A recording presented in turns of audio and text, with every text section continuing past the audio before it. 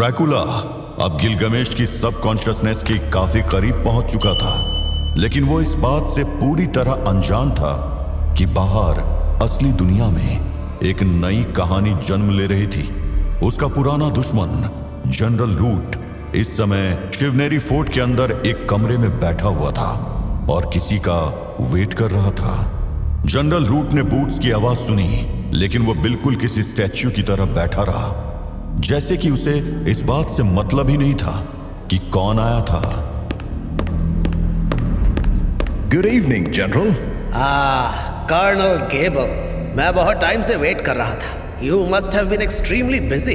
Well actually yes general.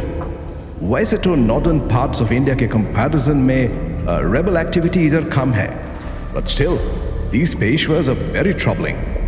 News मिली है कि इधर फोर्ट के पास कुछ बड़े रेबल स्पॉट किए गए हैं, so you can understand why से इट इज स्ट्रेंज आप जैसे बड़े जनरल को यह बात नहीं पता है। कौन सी बात? About the rebellion. इंडिया के कोने कोने में ईस्ट इंडिया कंपनी और ब्रिटिश एम्पायर के अगेंस्ट रिबेलियन स्टार्ट हो चुकी है, यह होने वाली है। मैंने सुना है, बट यू सी कर्नल, मैं उससे भी ज्यादा इंपॉर्टेंट वर्क्स में लगा हुआ था। मे आई नो जनरल, कौन से काम? That I can not tell. All I can tell you is that मैं एक बहुत इंपॉर्टेंट सीक्रेट मिशन पर हूँ एंड मुझे कुछ दिन शिवनेरी फोर्ट में रुकना होगा with your permission. What are you saying, general? मैं आपसे रैंक में नीचे हूँ। फिर भी कर्नल, फॉर्मेलिटी तो बनती है। वैसे यहाँ की सिचुएशन कैसी है? फोर्ट में अभी कितने ट्रूप्स हैं? ट्रूप्स? हाँ, काफी है जनरल। लगभग 200 सिपाही और आर्टिलरी भी डिसेंट है। लेकिन आपको ये सब क्यों जानना है?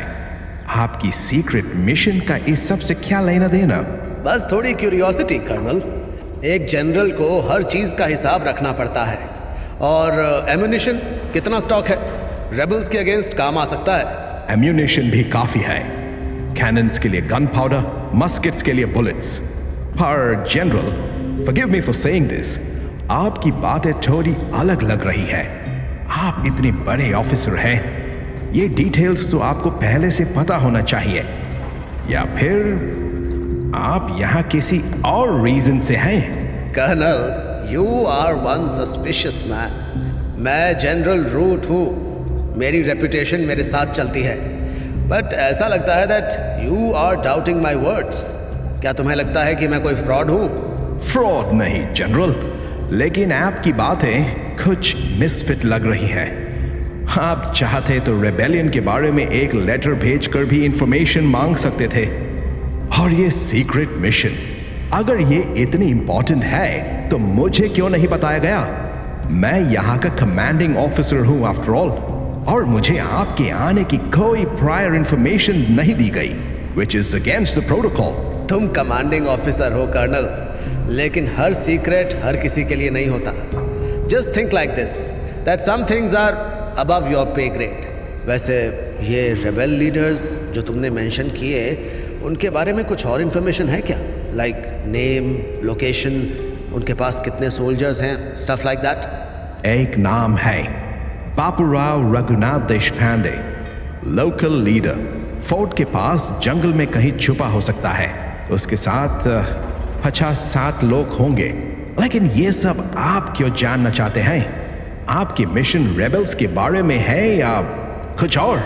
रघुनाथ देशपांडे, इंटरेस्टिंग। और ट्रूप्स की पोजीशनिंग कैसी है? फोर्ट के अंदर कितने गार्ड्स रहते हैं हर शिफ्ट में? जनरल, अब आप मेरी समझ के बाहर जा रहे हैं। आपको फोर्ट की सिक्योरिटी डिटेल्स क्यों चाहिए? आप यहाँ रुकना चाहते हैं, फाइन, लेकिन ये सवाल मुझे शक हो रहा है।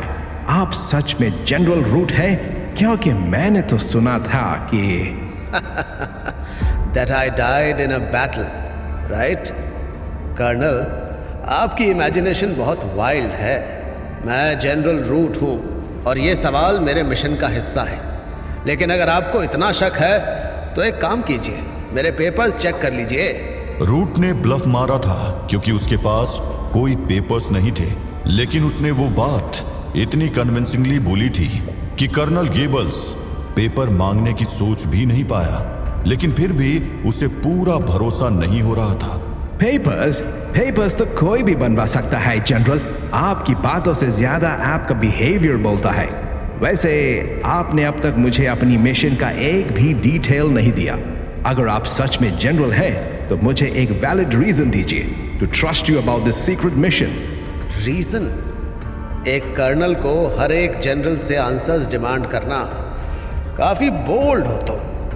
ठीक है कर्नल, मैं यहाँ एक थ्रेट को न्यूट्रलाइज करने आया हूँ जो ना रेबल से जुड़ा है ना कंपनी से। एक पुराना दुश्मन जो शायद इस फोर्ट के आसपास छुपा है। पुराना दुश्मन? कौन? और इस फोर्ट से क्यों जुड़ा है? I told you colonel, it is way above your pay grade. बस इतना जान लो कि मुझे यहाँ कुछ दिन चाहिए to find this threat and neutralize it. And मुझे तुम्हारी ट्रूप से ज्यादा कुछ नहीं चाहिए, जस्ट सम इंफॉर्मेशन। जनरल, मैं आपको इंफॉर्मेशन तब दूंगा जब मुझे आप पर भरोसा हो। अभी के लिए आप यहाँ रुक सकते हैं, लेकिन मेरी नजर आप पर रहेगी। Fair enough colonel.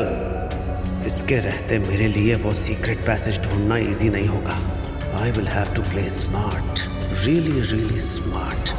मैं अननेसेसरीली ब्लड शेड नहीं करना चाहता हूँ, क्योंकि मास्टर ने साफ बोला था कि मुझे ये मिशन बहुत सीक्रेटिवली पूरा करना है।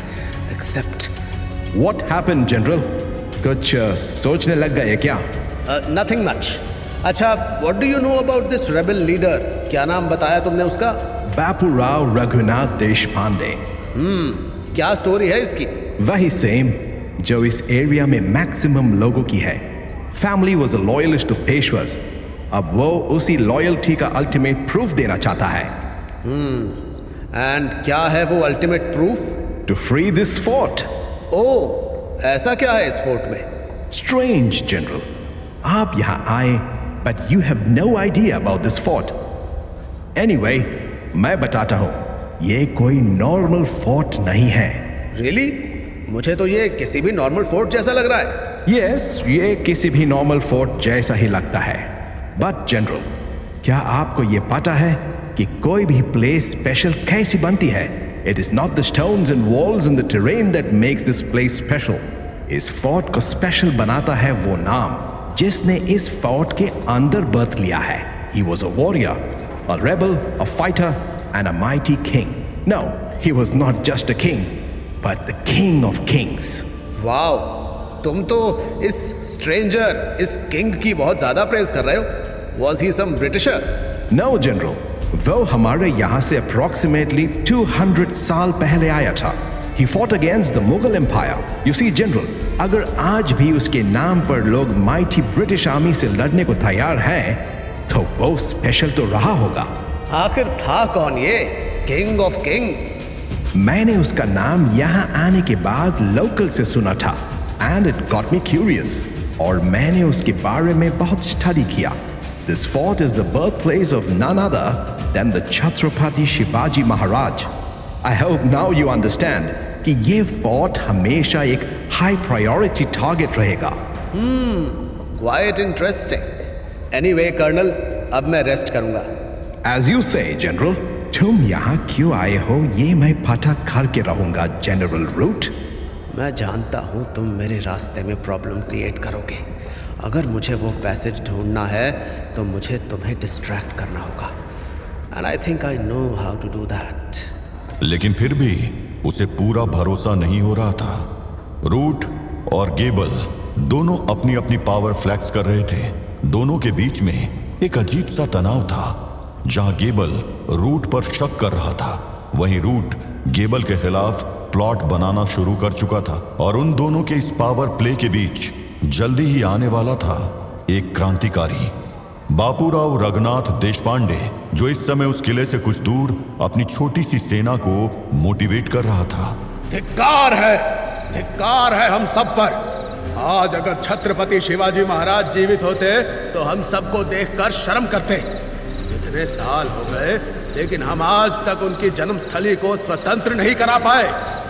कुछ मुट्ठी भर विदेशी घुसपैठिए वो गोरी चमड़ी वाले अत्याचारी छत्रपति शिवाजी की जन्मस्थली को रोज दूषित कर रहे हैं। जिस पवित्र धरती पर उनका जन्म हुआ उसी पवित्र धरती पर वो मांस और मदिरा का सेवन करते हैं। और हम कुछ नहीं कर पा रहे हैं। लेकिन बस अब बहुत हुआ। आज पूरे देश में स्वतंत्रता की चिंगारी भड़क चुकी है और हम इस चिंगारी का शोला बनाकर उन गोरी चमड़ी वालों को भस्म कर देंगे। नाना साहेब कानपुर पहुंच चुके हैं, भाई तात्या टोपे भी उनके साथ है। पूरे भारत से अंग्रेजों को मार भगाने की तैयारी हो चुकी है और हम इस शुभ समय को बर्बाद नहीं करेंगे। हम शिवनेरी को स्वतंत्र करवा कर रहेंगे। क्या कहते हो साथियों? हाँ, हम लड़ेंगे और जीतेंगे। अपने हथियार तैयार कर लो, कमर कस लो और बांध लो अपने मस्तक पर मृत्यु के नाम की पताका। युद्ध बलिदान मांगता है और हम बलिदान देंगे। मराठा अस्मिता के लिए, शंभू राजे के सम्मान के लिए, छत्रपति शिवाजी महाराज के स्वाभिमान के लिए, स्वराज के लिए, हिंदुस्तान के लिए। ओम नमः पार्वती पतये। हर हर महादेव। बापूराव रघुनाथ देशपांडे और उसके मुट्ठी भर सिपाही युद्ध के लिए तैयार थे, इस बात से अनजान कि जल्दी ही उन्हें एक रहस्यमयी साथी मिलने वाला था।